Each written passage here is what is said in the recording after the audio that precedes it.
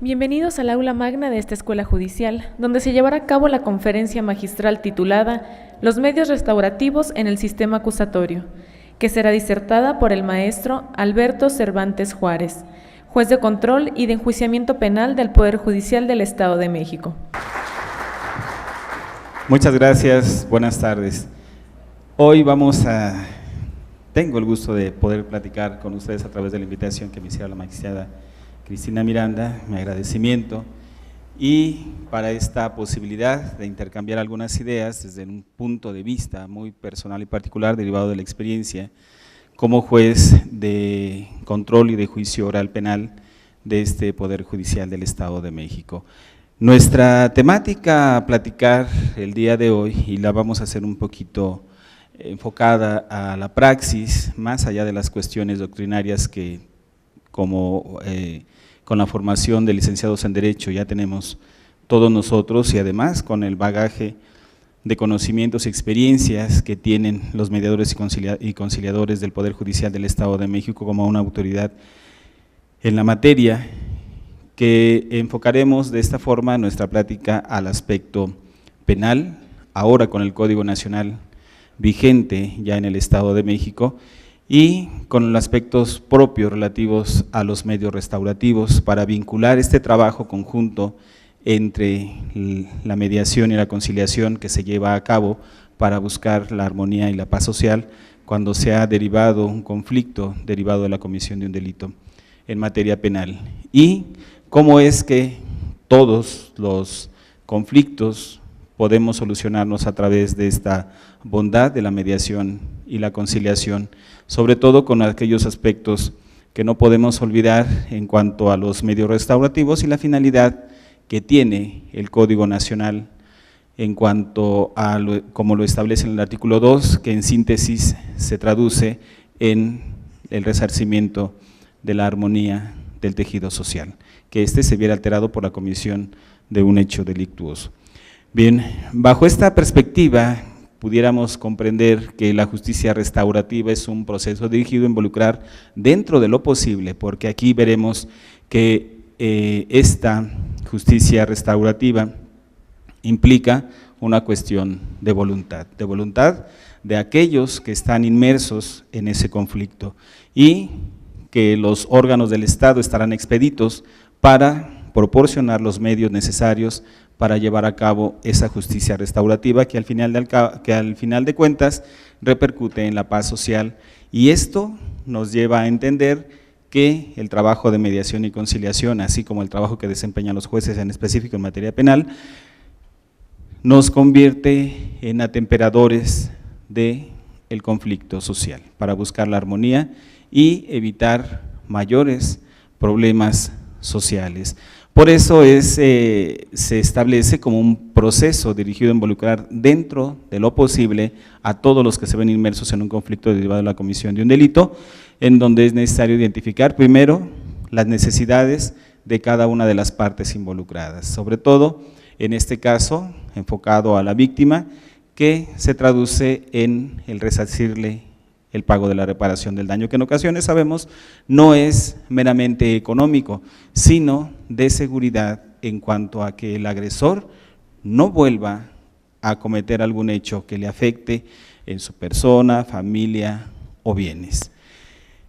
En la cuestión práctica nos hemos dado cuenta que la víctima o ofendido en pocas ocasiones lo único que quiere es una disculpa pública y un compromiso de que el agresor no vuelva a cometer el hecho en su perjuicio, y esto le va a dar tranquilidad, sobre todo con aquellas relaciones que se dan cuando el agresor forma parte del núcleo social de la víctima, es decir, vive en la misma colonia, en el mismo pueblo, en la misma comunidad, o incluso llega a ser familiar, a veces cercano o lejano, y la relación que se da entre ellos no puede separarse. Es incuestionable que en estos casos la víctima u ofendido no va a cambiar, cuando no es posible, su lugar de residencia por todo lo que implica en relación a su familia, y le causaría mayor perjuicio.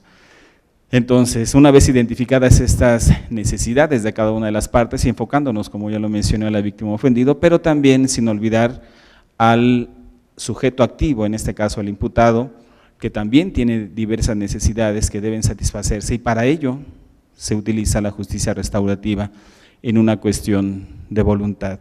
Y lo que se pretende es solucionarlo de manera integral, y como vamos a ver un poquito más adelante, la comisión o la realización de un hecho delictuoso, de un delito, va a generar un conflicto, y un conflicto que deriva en un aspecto social y un aspecto jurídico. Y es ahí donde nos vincula el trabajo de los jueces en materia penal y el trabajo de los mediadores y conciliadores.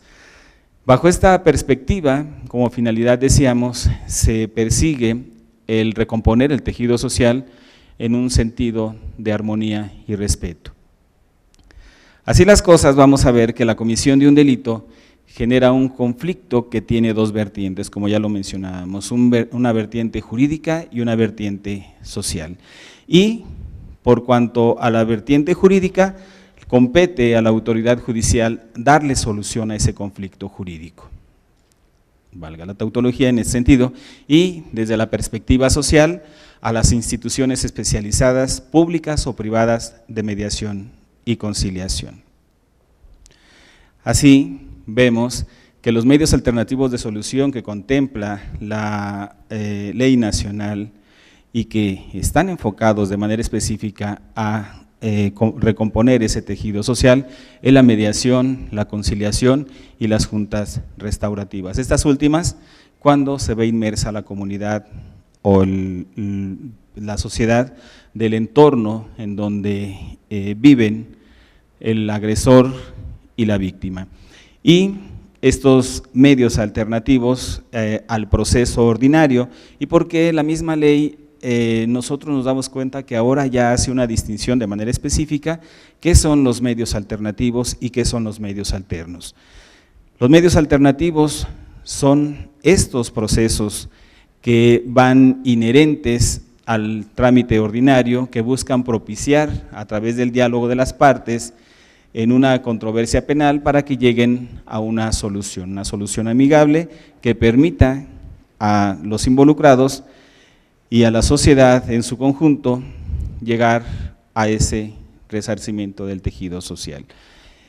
Ahora, la procedencia de los mecanismos alternativos en los casos previstos en la legislación procedimental aplicable, dice la ley nacional, que serán aquellos que permitan buscar esa solución. Y nosotros en el Código Nacional, en el artículo 187, tenemos que los casos previstos para que procedan los mecanismos alternativos de solución son en aquellos delitos perseguibles por querella, y aunque dice la ley, o admitan el perdón, y que sabemos nosotros que en materia penal todos los delitos que son perseguibles por querella de parte ofendida permiten el otorgamiento del perdón, y el buscar un mecanismo alternativo de solución al conflicto, que sería un acuerdo reparatorio, implica la consecuencia de un sobreseimiento, como vamos a ver un poquito más adelante, pero diverso a el efecto en sí, que sería la extinción de la acción penal, a diferencia del otorgamiento del perdón, que implica la prescripción de la pretensión punitiva del Estado.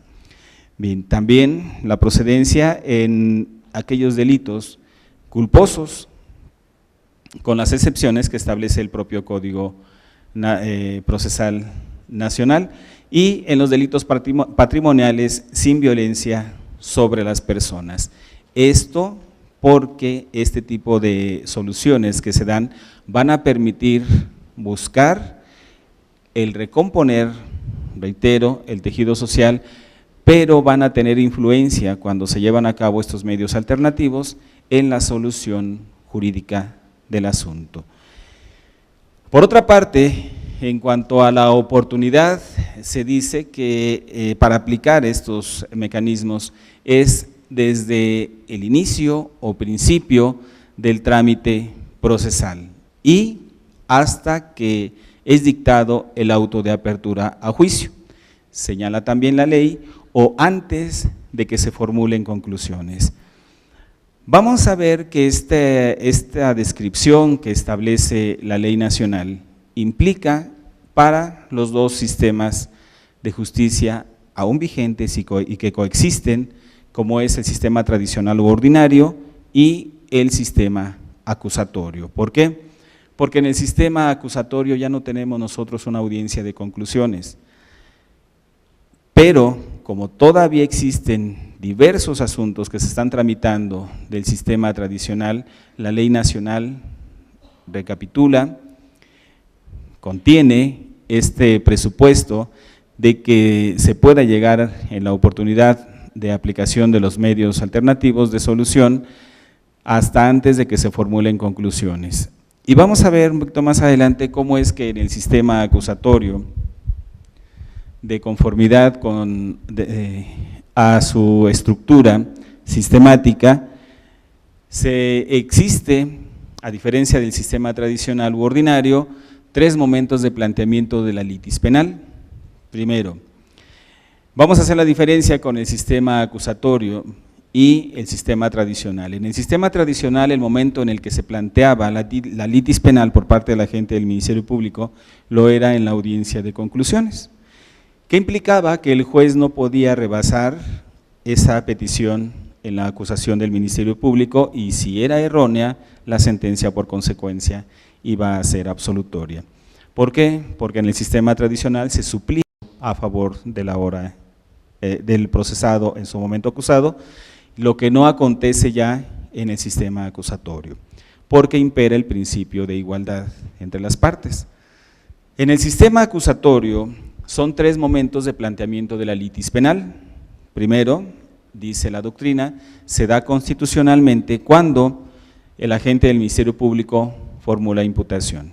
La formulación de imputación, de acuerdo a la descripción legal, implica el conocimiento que hace el agente del Ministerio Público al imputado en audiencia pública y ante el juez de que tiene una investigación en su contra, le señala por qué hechos, la clasificación jurídica, en agravio de quién y quién es quien le acusa, así como los datos de prueba que tiene para sustentar esa formulación de imputación. Esta clasificación jurídica que hace el agente del Ministerio Público va a permitirle al juez, en primer momento, establecer la procedencia o no de algún mecanismo de solución, ya sea alterno o alternativo. Esa clasificación que hace el agente del Ministerio Público de los hechos, la puede cambiar el juez al momento en que dicte el auto de vinculación. ¿Por qué? Porque es una facultad de la autoridad judicial que va relacionada con la finalidad y objeto de la ley procesal. En síntesis, evitar impunidad. Si nosotros comparamos este aspecto con el sistema tradicional, vamos a decir que el juez está excediendo, que porque le está componiendo el trabajo al Ministerio Público. No es así, ese sería un pensamiento retrógrada conforme a la aplicación del sistema tradicional. En el sistema vigente, en el sistema acusatorio, se habla de un principio de igualdad y que se está en presencia de 2 órganos técnicos, que es el Ministerio Público y la defensa, porque ahora sabemos que ningún pasante en derecho, es decir, quien no tenga la cédula para ejercer la profesión de licenciado en derecho, es decir, la patente para realizar el trabajo, no puede ser nombrado como defensor de un imputado. Desaparece ya esa diferencia entre que únicamente es el Ministerio Público órgano técnico y entonces habría que suplirle todo al sujeto activo porque estaba asistido por un órgano que no era técnico. Ahora ya no. Ahora los 2 son órganos técnicos y es un derecho de defensa del que el juez es garante. Si el juez se percata de que la defensa del imputado no constituye una defensa técnica adecuada, le va a sustituir. Esa es la obligación, quiera o no el imputado, porque el juez debe hacer valer ese principio de igualdad, es decir, que quien represente los intereses del imputado pueda alegar y debatir en las mismas condiciones de conocimientos con el Ministerio Público. Y ahora, algo importante que surge con el Código Nacional es un miembro más de la familia procesal que es el asesor jurídico. El asesor jurídico de la víctima va a estar presente en todo momento, desde incluso instancia policial, cuando, de conformidad con lo que establece el código, la policía tiene la obligación, así lo señala, de hacerle del conocimiento sus derechos también a la víctima. Así como antes se decía en el Código del Estado de México, en el Código Procesal del Estado de México, en el derecho de defensa, que desde el momento de su detención tendrían que hacerle saber sus derechos al imputado, y uno de ellos era de que estuviera asistido por un defensor. La misma obligación surge ahora con el Código Nacional para la policía, a efecto de que le haga del conocimiento a la víctima sus derechos, y dentro de ellos que puede estar asistido de un asesor jurídico en todo momento. ¿Qué implica esto? Que el asesor jurídico no es una figura de adorno, no es una figura de acompañamiento del Ministerio Público, es un sujeto procesal, es una parte procesal, y esto nos lo dice el artículo 105 del Código Nacional, cuando nos habla quiénes son sujetos procesales, y en su último párrafo nos dice quiénes de esos sujetos procesales van a tener la calidad de parte. Y la calidad de parte la tiene el asesor jurídico de manera conjunta, porque al ser un binomio indisoluble con la víctima u ofendido. Ahora, eso nos da a nosotros una idea general del principio de igualdad procesal de las partes, es decir, para el juez las dos partes valen exactamente lo mismo. Ya no está inclinado la determinación de la autoridad judicial de favorecer la situación jurídica del imputado, tampoco el que se aproveche de alguna deficiencia técnica por parte del Ministerio Público, ya sea por olvido, por distracción o lo más grave, por una cuestión de corrupción, en donde los intereses de la víctima estaban en manos únicamente de la capacidad y buen trabajo de la gente del Ministerio Público. Ahora no.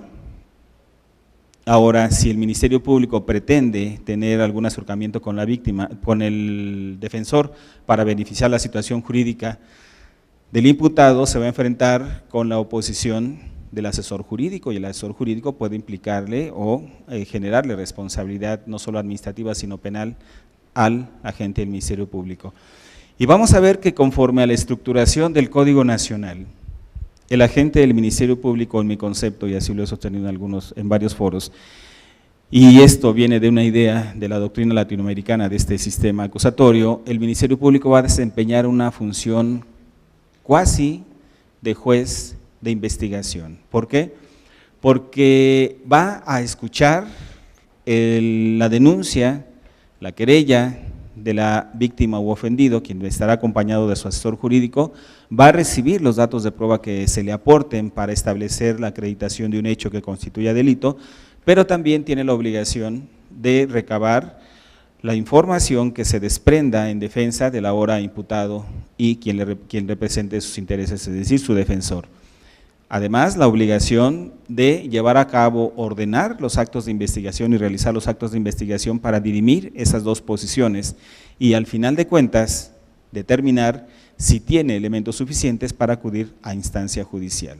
Si el agente del Ministerio Público considera que no tiene estos elementos, a pesar de los actos de investigación que realizó, lo que le aportó la víctima ofendido y lo que le aportó el imputado a través de su defensa, va a determinar un no ejercicio de la acción penal. Esa actividad va a ocasionar que no se pueda acudir a instancia judicial. Bien, y por otra parte, remitiéndonos nuevamente al planteamiento de la litis penal, el juez tendrá la facultad de cambiar la clasificación jurídica de esos hechos que hayan sido motivo de formulación de imputación, para más o para menos, en beneficio o perjuicio del imputado. ¿Por qué? Porque es un justo equilibrio del principio de igualdad procesal, para no generar impunidad. Esto no afecta los intereses del ahora imputado desde el punto de vista técnico. ¿Por qué?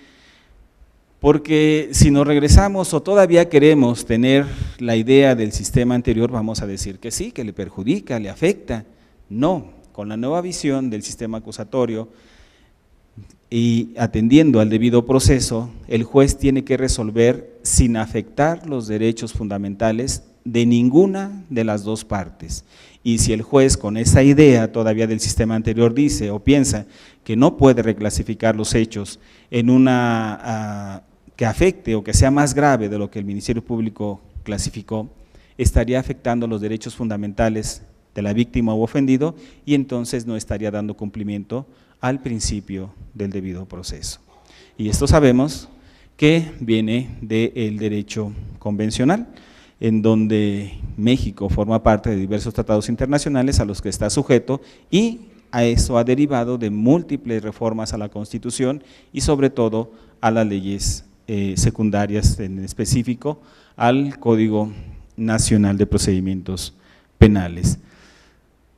Entonces, planteado ese momento de la litis penal, el segundo momento de planteamiento de la litis penal y retomando el concepto de litis penal no es otra cosa que la pretensión punitiva del Estado para que se sancione a la persona que cometió un hecho delictuoso, que es diferente al ius puniendi, es decir, el derecho de sancionar. Luego entonces, el segundo momento de planteamiento de la litis penal es materialmente. ¿Y por qué se dice que materialmente?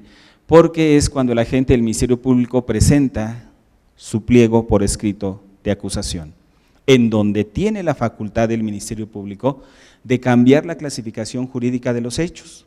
¿Por qué? ¿Y esto derivado a qué? Muchos dirán, pues es un juego, primero el Ministerio Público da una clasificación jurídica y el juez la cambia y dicta un auto de vinculación.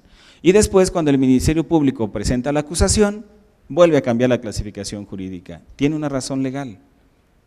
¿Cuál es la razón legal? ¿Cuál es el sustento de esta posibilidad y facultad que tiene la gente del Ministerio Público? Pues todo aquello recabado durante el plazo de investigación, porque recordemos que cuando se dicta un auto de vinculación a proceso implica, de acuerdo a la naturaleza jurídica del auto de vinculación a proceso, someter al imputado a una investigación formalizada, a una investigación bajo la vigilancia del juez de control. Ya no implica o no tiene la connotación del auto de formal prisión en donde se hablaba de una probable responsabilidad penal y estaba sustentado en pruebas. Porque recordemos que incluso no se desahogara ninguna prueba ante el juez durante la instrucción, el juez dictaba sentencia en base a las pruebas aportadas en la etapa de investigación, es decir, en la averiguación previa. Ahora no, ahora sabemos que para dictar sentencia se va a tomar única y exclusivamente lo que se desahogue en juicio. Y si no se desahogó en juicio la prueba, el juez no la puede tomar en consideración porque no tiene conocimiento, el juez de juicio, de los antecedentes de la investigación, de las dos etapas anteriores. Bueno, entonces, el plazo de investigación implica para el Ministerio Público la obligación de investigar más a profundidad esas dos pretensiones contrarias de la víctima y del imputado. La facultad que tiene el imputado de aportar datos de prueba dentro de este plazo de investigación y también la facultad de la víctima. Y entonces el Ministerio Público determinar si tiene elementos para acusar y también si esos elementos recabados esos datos recabados durante la investigación le permiten cambiar la clasificación jurídica de igual forma hacia más o hacia menos. Esto no deja en estado de indefensión ni afecta el principio de seguridad jurídica del imputado. ¿Por qué? Porque la investigación ya no es secreta. El imputado junto con su defensor están al pendiente de la investigación y saben perfectamente las consecuencias y alcances del avance de la investigación. Otro momento final de planteamiento de la litis penal, que es el tercero, dice la doctrina que es formalmente, y este se da cuando el agente del Ministerio Público formula alegatos finales. Esos alegatos finales implican formalmente el límite de la actuación de la autoridad judicial. Si el agente del Ministerio Público se equivoca en la clasificación jurídica, eso va a traer como consecuencia que si no se adecua al desahogo de pruebas, el juez que tenga que dictar una sentencia absolutoria. Y les pongo un ejemplo para poderlo comprender. El hecho, bueno, pongo el antecedente primero. En México estamos en una litis penal cerrada. ¿Qué quiere decir esto? Que los hechos nunca van a cambiar. Van a ser exactamente los mismos desde el inicio hasta el final. Lo único que va a cambiar es la clasificación jurídica. A eso se le llama la doctrina de la litis penal cerrada en el sistema mexicano. Bueno, en esta perspectiva, el ejemplo que les pongo para hacer más comprensible esta plática, en este caso en específico, es a las 10 de la noche en el Distrito Federal, ahora Ciudad de México, se roban un vehículo automotor. La víctima no se enteró quién, porque lo dejó estacionado en la vía pública y cuando salió ya no estaba. Va, denuncia el delito de robo y a las 8 de la mañana del día siguiente, aquí en la ciudad de Toluca, la policía sorprende a una pareja en posesión del vehículo. Les marcan el alto, el vehículo tiene reporte de robo, no pueden ellos explicar el origen de la posesión del vehículo automotor y el agente del Ministerio Público dice que se trata de un delito de robo equiparado, en la hipótesis en donde se traslada un vehículo robado de una entidad a otra. Así se le dicta el auto de vinculación, así formula la imputación, así se le dicta el auto de vinculación, así presenta su acusación y sus alegatos de apertura de juicio, se desahogan las pruebas en juicio y el Ministerio Público no se da cuenta que lo que no acreditó es la conducta núcleo verbo rector del delito, que lo era el traslado, es decir, que ellos habían realizado el traslado del vehículo. Eso no lo acreditó en juicio. No obstante ello, el agente del Ministerio Público presenta alegatos de clausura por robo equiparado. La consecuencia fue una sentencia absolutoria. ¿Por qué? Porque no se acreditaba que ellos, es decir, la responsabilidad penal no se acreditó en el sentido de que ellos hayan sido las personas que hubiesen realizado la conducta fundamental de haber realizado el traslado. A ellos se les encontró en posesión de un vehículo robado, del que no pudieron justificar el motivo de la tenencia.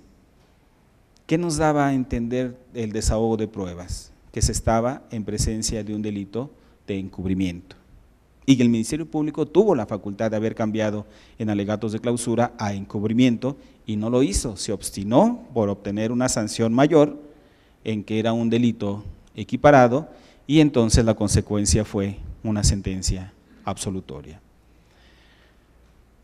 Aquí no se afectaron los intereses de la víctima u ofendido. ¿Por qué? Porque a pesar de que se hablaba de un delito de robo, el juez dice no se da esa conducta, sino se da, pudiera ser constitutiva de otro por la que no acusó el agente del Ministerio Público, y sabemos que aquí el afectado o víctima sería la ficción jurídica que es el Estado. Y el vehículo se recuperó y en su momento se le hizo entrega al imputado, a la víctima del delito. ¿Pero qué ocurrió? Esto generó impunidad. ¿Por qué? Porque ya no se siguió investigando quién eran las personas que se habían apoderado del vehículo automotor. Todo hasta ahí quedó. ¿Y qué generó? Impunidad al final de cuentas. Ese delito no se sancionó, ese robo del vehículo de la persona no fue motivo de sanción, y tampoco la conducta de los sujetos que tenían un vehículo que se entiende a través del elemento subjetivo, que sabían proceder de un delito de robo porque no pudieron justificar la tenencia y sobre todo porque horas antes había sido robado en otra entidad federativa y no justificaron, reitero, esa tenencia. Quedó impune toda conducta ilícita.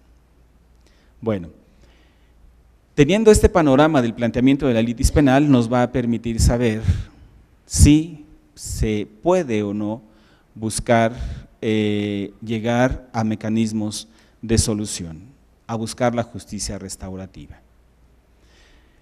Bueno, en este aspecto vamos a ver los efectos de los acuerdos que se emiten por los centros de mediación y conciliación una vez que intervienen los especialistas en esta materia. Cuando las personas acuden en busca de esa solución amigable y se hace la invitación a la parte afectada para que acuda y tener ese intercambio de ideas en cuanto a sus pretensiones.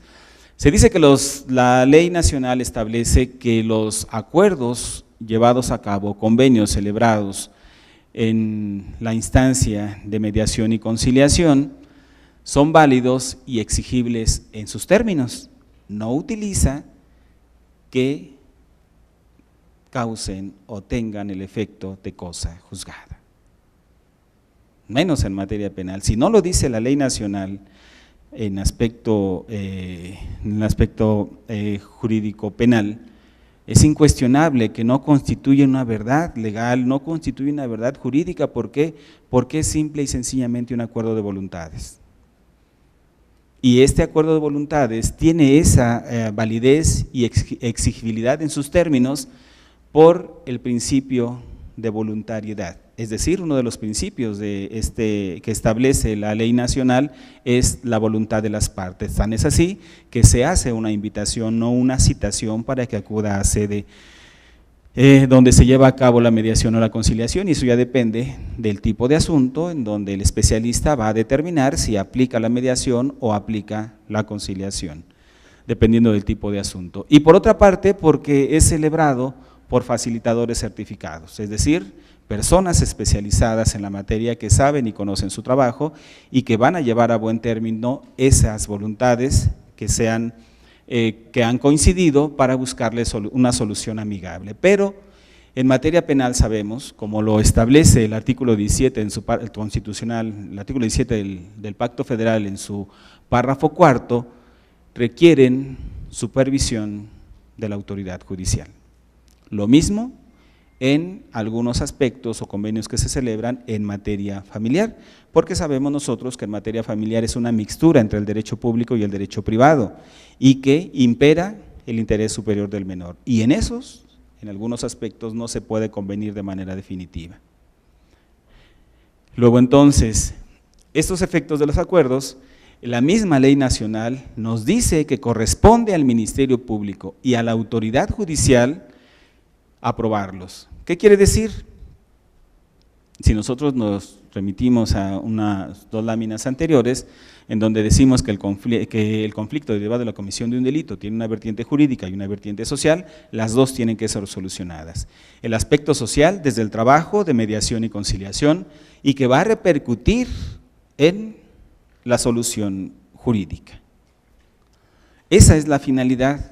¿Por qué? Porque no se va a poder solucionar un conflicto únicamente con la intervención de mediación y conciliación. Y aquí lo importante del trabajo conjunto de la autoridad judicial con los centros especializados de mediación y conciliación. Luego entonces queda claro que los convenios, que ahora dice la ley, acuerdos, no surten efectos de cosa juzgada ni constituyen verdad legal.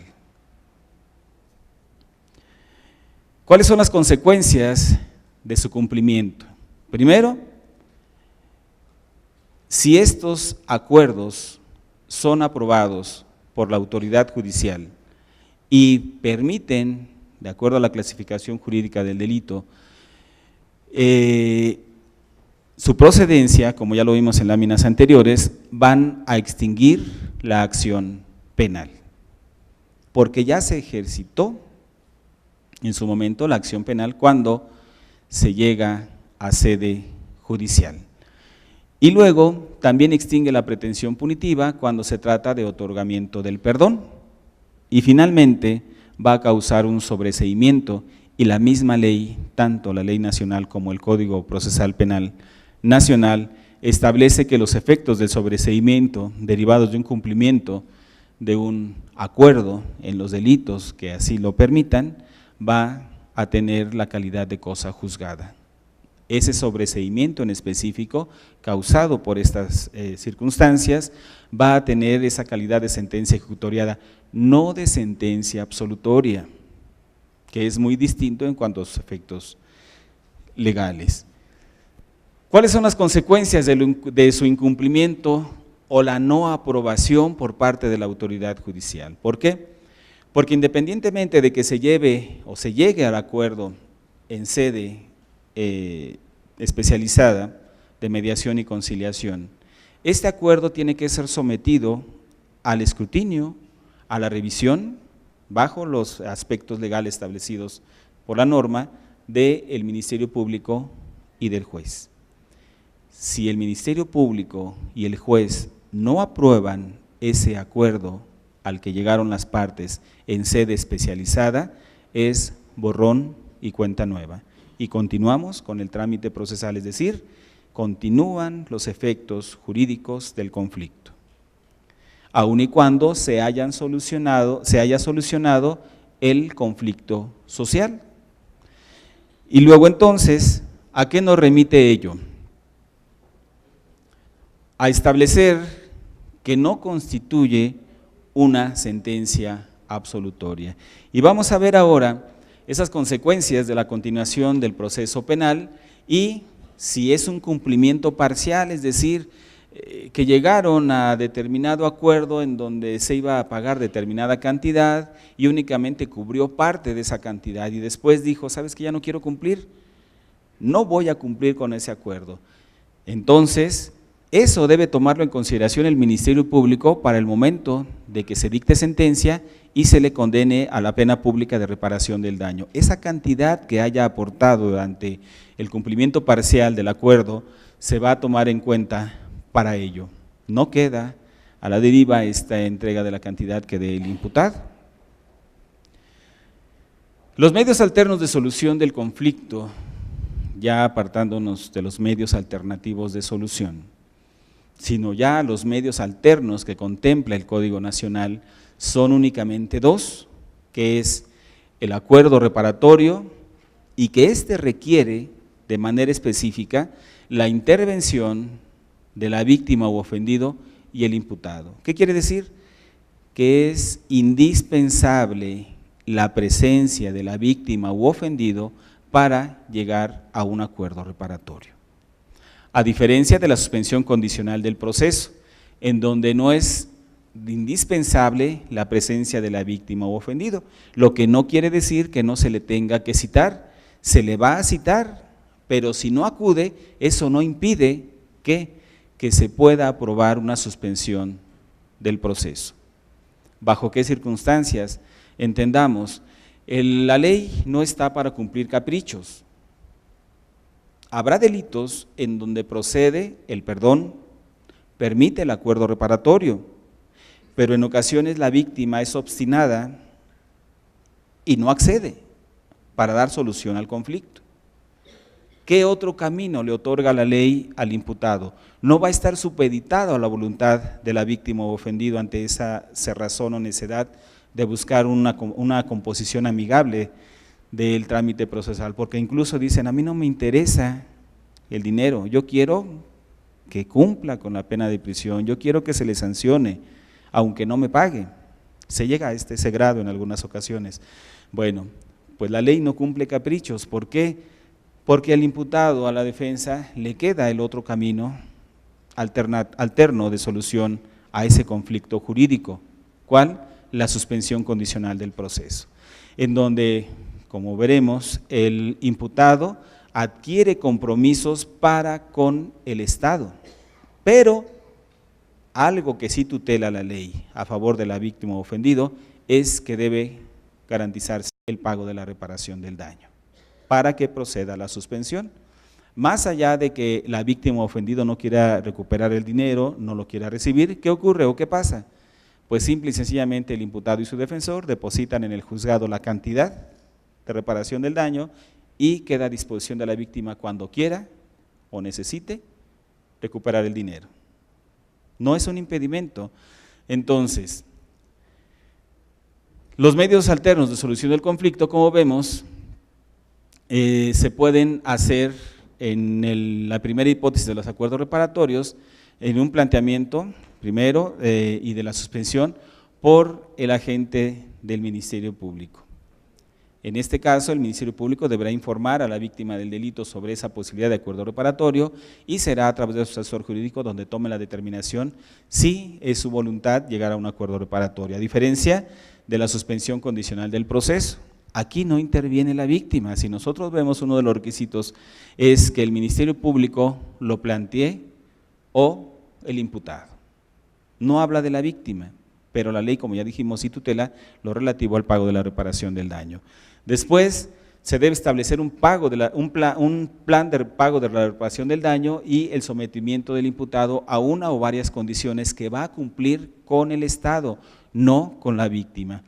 Y además, de esta manera, se deben tutelar de manera efectiva los derechos de la víctima. La procedencia del acuerdo reparatorio. El acuerdo reparatorio procede ante el Ministerio Público desde la denuncia o querella presentada hasta la primera audiencia. ¿Qué quiere decir esto? Primero, que ahora el Código Nacional le otorga facultades al agente del Ministerio Público para que sancione y autorice el acuerdo reparatorio. No es necesario ya llegar a instancia judicial, el Ministerio Público tiene esas facultades. Si el acuerdo reparatorio se cumple, entonces el Ministerio Público va a dictar un auto de no ejercicio de la acción penal y hasta ahí va a quedar todo el trámite procesal. Jamás va a ser el conocimiento de instancia judicial. Si es un acuerdo reparatorio a plazo, dependerá de las condiciones y de la naturaleza del hecho delictuoso para que sea el Ministerio Público quien diga, bueno, llegaste a un acuerdo, pero como no lo vas a cumplir inmediatamente, el trámite procesal debe continuar y será en sede judicial donde se lleva a cabo este acuerdo reparatorio. Y se dice que es hasta la etapa de investigación inicial, es decir, cuando el Ministerio Público ya acude a sede judicial, hasta ahí cesa su facultad de autorizar o aprobar el acuerdo reparatorio y entonces ya es facultad exclusiva de la autoridad judicial. Ante el juez de control, este acuerdo reparatorio procede desde la primera audiencia, que es en la etapa inicial de investigación complementaria, y hasta que se dicte el auto de apertura a juicio, es decir, hasta la conclusión de la audiencia intermedia. La procedencia de la suspensión condicional del proceso requiere, conforme a la ley, que el auto de vinculación se dicte por el delito cuyo término medio aritmético no exceda de 5 años. Todos los delitos cuyo término medio aritmético no exceda de 5 años permiten la suspensión condicional del proceso. Si excede, ya no puede acudir a este medio de solución el imputado. Y por otra parte, que no exista oposición fundada de la víctima u ofendido. La oposición fundada de la víctima o ofendido se va a basar en el pago de la reparación del daño, única y exclusivamente. Después que hayan transcurrido más de 2 años desde el cumplimiento de la suspensión o 5 después del incumplimiento de una suspensión anterior. Es decir, si el imputado ya tuvo una suspensión anterior, deben haber transcurrido cuando menos 5 años, salvo que se le hubiese dictado una sentencia absolutoria, es decir, que no haya cumplido, se haya seguido con el trámite y al final fuese una sentencia absolutoria.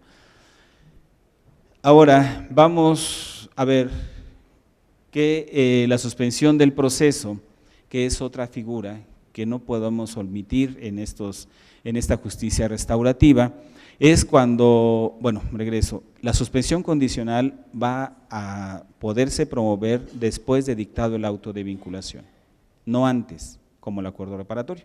Bueno, otra figura importante es la suspensión del proceso. La suspensión del proceso implica que ya ante el juez se esté llevando el trámite procesal y que se solicite, se suspenda la audiencia, y esto puede ser hasta por 30 días para que las partes acudan ante la institución especializada de mediación y conciliación. ¿Por qué? Porque las audiencias no pueden suspenderse por más de 10 días y esta es la excepción. Es un error que las partes soliciten, se suspenda por 30 días el trámite procesal, el proceso, para buscar algún acuerdo reparatorio o ver si van a un procedimiento abreviado o si solicitan la suspensión. No, no es así. Únicamente se va a suspender por 30 días y esto en concordancia con la ley nacional y el Código Nacional para que las partes acudan al Centro Especializado de Mediación y Conciliación. Si el trámite se interrumpe, cualquiera de las partes puede acudir ante el juez y decirle, ¿sabes qué? Se interrumpió ese trámite, vamos a continuar, y el juez va a continuar con su trámite. La procedencia de los medios alternos de solución del conflicto del acuerdo reparatorio, primero es la celebración previa de acuerdos por el imputado en delitos dolosos. Delitos de violencia familiar, aquí es improcedente el acuerdo reparatorio, o que el imputado haya incumplido un acuerdo reparatorio anterior, salvo que haya sido absuelto, es decir, llegó a un acuerdo reparatorio, no lo cumplió, se interrumpió, se continuó con el trámite y al final se le dictó una sentencia absolutoria. ¿Sí? Estas son las causas de improcedencia de los medios alternos de solución del conflicto, sobre todo en delitos de violencia familiar y la celebración previa de acuerdos por el imputado en delitos dolosos. Si ya llevó a cabo acuerdos reparatorios por diversos delitos dolosos y pretende volver a acordar nuevamente, no procederá ello. El procedimiento abreviado, finalmente, ya para concluir con nuestra breve plática y no distraerles y cansarles más con esta monótona tono de voz, vamos a ver que el procedimiento abreviado no constituye un mecanismo alterno de solución del conflicto. ¿Por qué? Porque en primer término, el trámite que le da y la denominación que se le otorga por parte del Código Nacional es que el procedimiento abreviado constituye un mecanismo anticipado de conclusión del trámite. Se va a dictar una sentencia por parte de la autoridad judicial. Eso lo elimina de cualquier posibilidad de compararlo como un mecanismo alterno de solución del conflicto. Y en este sentido vamos a ver que a diferencia del acuerdo reparatorio, donde se requiere la presencia de la víctima o ofendido y el imputado para llegar a ese consenso, a diferencia de la suspensión condicional del proceso, en donde tiene que solicitarlo el imputado o el agente del Ministerio Público, se tiene que establecer un plan de reparación para la víctima, aquí solo en el procedimiento abreviado solamente lo puede solicitar el agente del Ministerio Público. Lo puede solicitar en la proposición que hace al imputado y a su defensa. Si el imputado o la defensa aceptan la propuesta de procedimiento abreviado porque saben que no van a tener éxito alguno en juicio y que van para una sentencia de condena y que lo más les conviene aceptar un procedimiento abreviado, entonces se llega a una negociación. Una negociación para fijar el monto de la reducción de la pena que solicitará el Ministerio Público. A ello se constituye la negociación. Y una de las finalidades también para que se pueda aprobar el procedimiento abreviado es que requiere que se garantice el pago de la reparación del daño a la víctima o ofendido. Si no se cumple con ello, no se puede tramitar un procedimiento abreviado. Como veremos, las figuras jurídicas establecidas en el Código Nacional como mecanismos alternos de solución del conflicto implican la tutela de los derechos de la víctima y que en todo caso se está velando porque se garantice el pago de la reparación del daño. Más del 90% de las víctimas u ofendidos, si no es que un porcentaje mayor, su finalidad, su necesidad, su requerimiento es que se le cubra el pago de la reparación del daño que se le ocasionó, más allá de la pena que se le pueda imponer o que se le deba imponer al imputado. Y en muy pocos casos, como lo decíamos, esa necesidad de la víctima en que se le sancione independientemente de la posibilidad de buscar un mecanismo de solución al conflicto. Eso depende, reitero, de las condiciones de la comisión del hecho, los aspectos propios de las circunstancias bajo las que se verificó y sobre todo a la cuestión de voluntad, porque la justicia restaurativa, sabemos, se basa en la voluntad de las partes. Si no existe esa voluntad de alguna de ellas, no puede llevarse a cabo un trámite de mediación o conciliación. Con esto concluyo mi comentario, mi plática, mi aportación a este foro, al que, como ya lo mencioné, fui amablemente invitado por la magistrada Cristina para tener participación en esta hora con ustedes, porque a las 5 ya nos pasamos 7 minutos. Es otra actividad que van a llevar a cabo dentro de este foro nacional. Les agradezco mucho su atención. Gracias.